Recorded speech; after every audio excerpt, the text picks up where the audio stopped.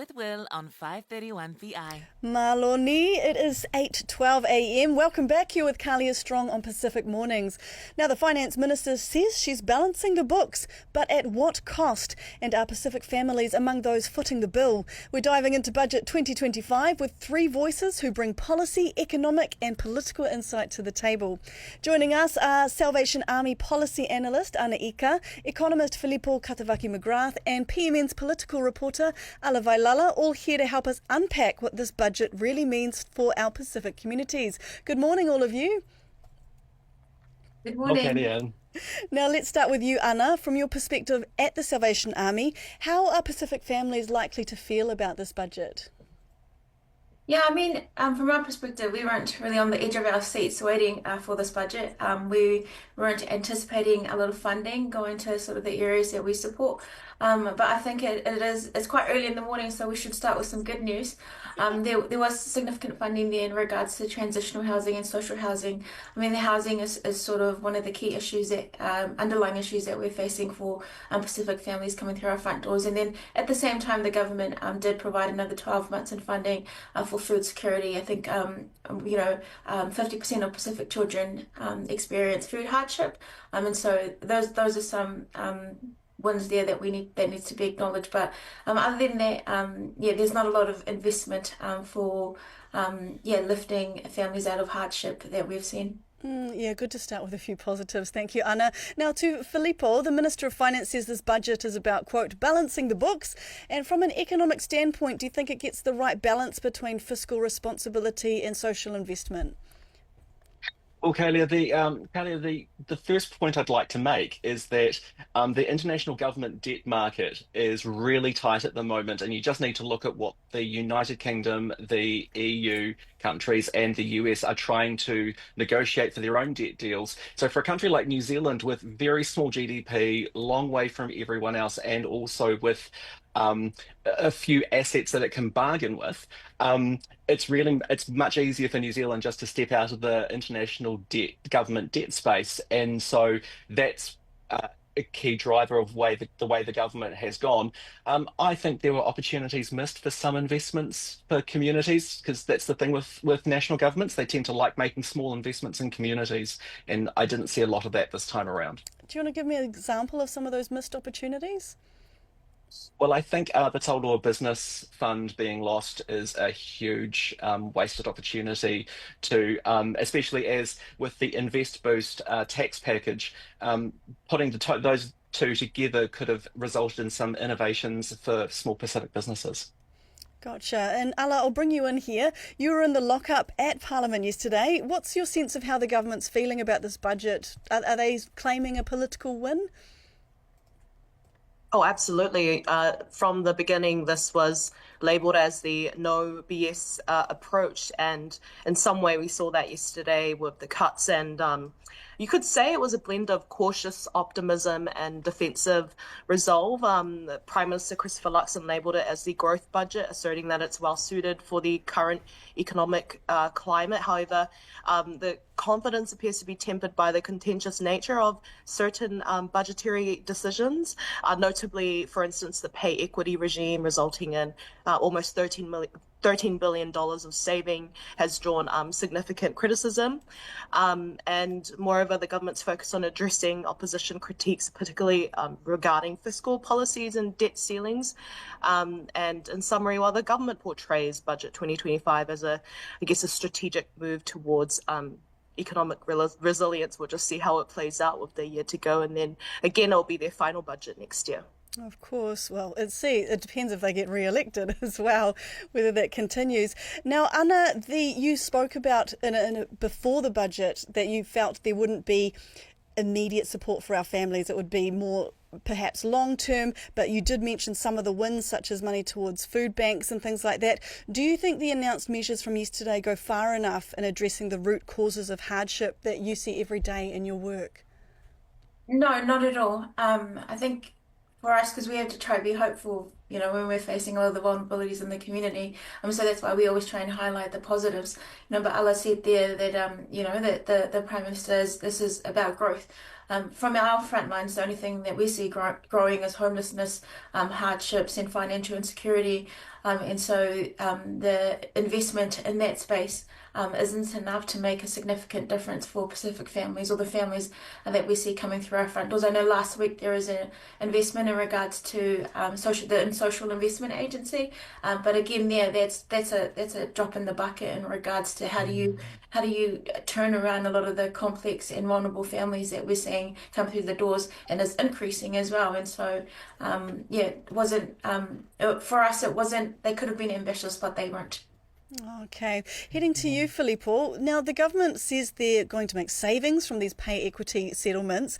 Isn't this just some cynical ploy? Like, they're slowing down the claims and payments process, just stretching it out. In rugby, you'd kind of be sin-binned for this kind of thing.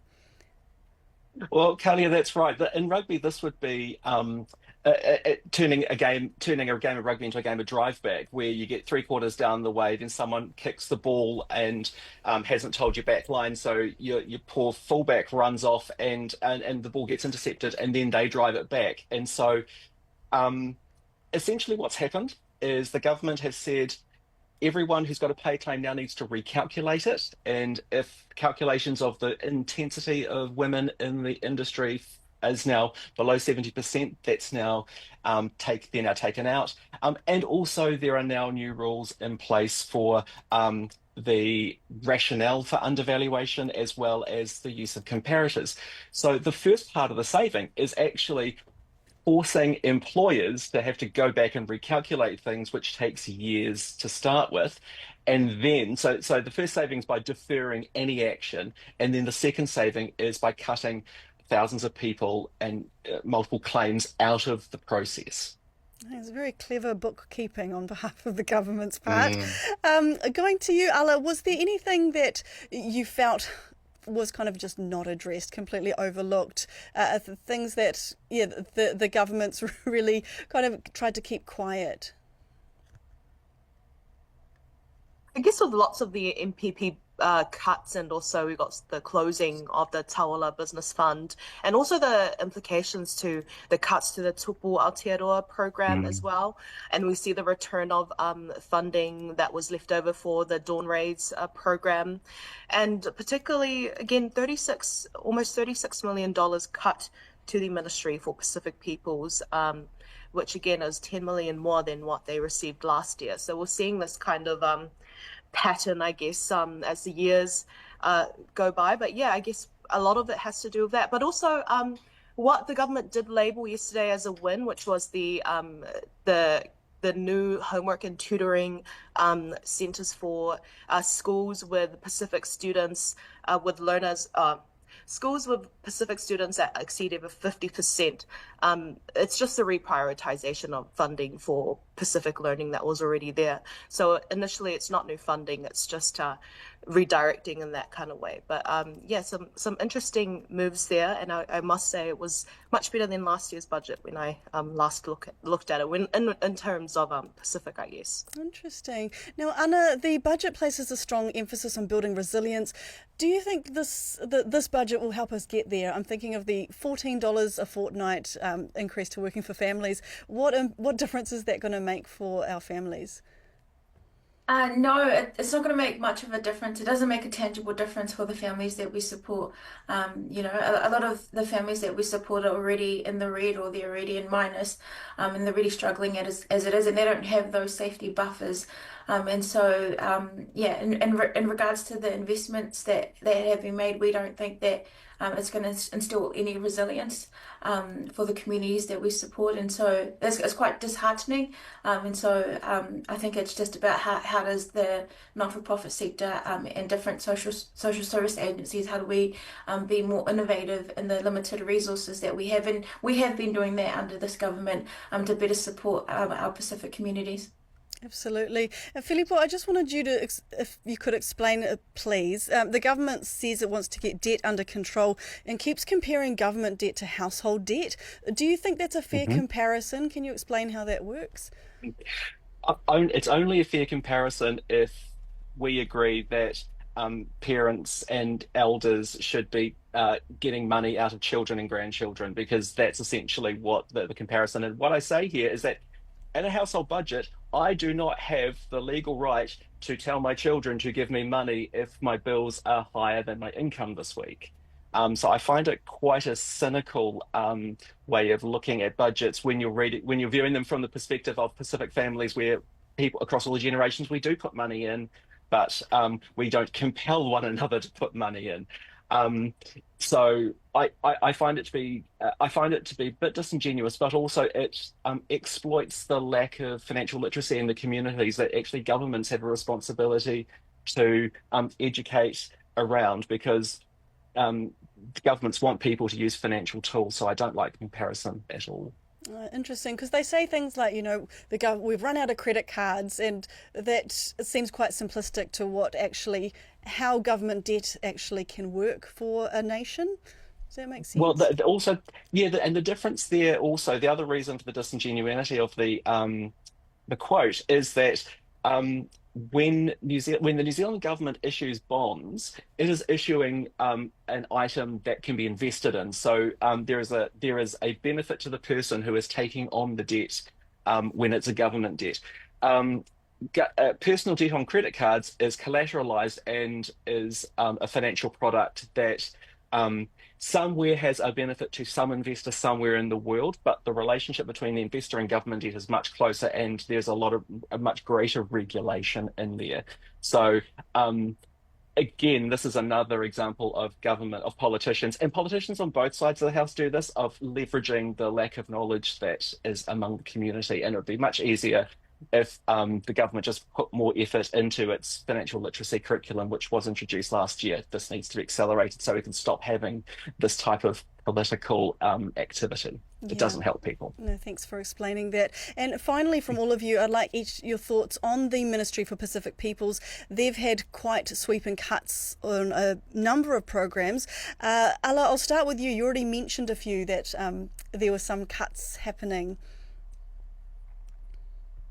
Yeah, so we've got the closing of the Tauala Fund, Business Tauala Fund and Tupu Aotearoa, but also the investment of the Pasifika Wardens, which, to be honest, isn't a lot. It's about $1 million over 4 years, which is around $250K a year. And and we also see the almost $36 million to the total operating allowance for the ministry as well. And I think we saw David Seymour's comments last night where he mentioned that there's nothing called race specific funding, and was quite taken offence by when questioned about the loss of Māori and Pacific funding as well. So clutching at his pearls. Anna, what's your take on this? Yeah, I think when we're looking at some of the big issues with Pacific, like employment is one of the huge ones, and so the loss of some of those programs is really disheartening. But at the same time, I think we need to ensure that in all the different ministries that there are particular Pacific units in those ministries whose intent is to support Pacific, and so the hope is that they would be given greater capacity and capability to be able to help our community, given that this funding has been cut from MPP. And so it's disheartening to be able to see that. We know that targeted interventions make a difference, and so No, thank you, Anna. And Filipo, do you think MPP has been strong enough or done its job when it comes to advocating for funding in this space, when it's been almost completely wiped? Carly, that's actually a really big question, because MPP is an example of a uniquely New Zealand approach to public policy making, has been around since '84 as a really tight relationship between community and government, which if you think about the days we're in at the moment, where global movements all over the world are separating people from governments, this is a huge example of the opposite. And over the years, with all of the programs, including the ones that have just been cut or reduced, these are huge examples of what Anna's talking about, the small scale things that can help people delivered in a really agile way. And I think to do basic, simple mathematic penny pinching and just cutting numbers because it's a number to be cut, which is what's happened in this budget, again, avoids the whole thinking about investment and how you set up people for the future. And at the moment, it just seems that MPP is back to being treated like that. Which, if we look at the way that the process has moved in the past, there's now a possibility that MPP could redo its strategic direction and advocate for better funding and a longer term track of projects. All right. Well, on that bright note, we have to wrap this up. There's so much more to explore, but thank you very much, everyone, for your time. Whakawhetai lahi lele. That was Ana Ika and Filipo Katavake-McGrath and Ala Vailala. Take care. Thank you, guys. That.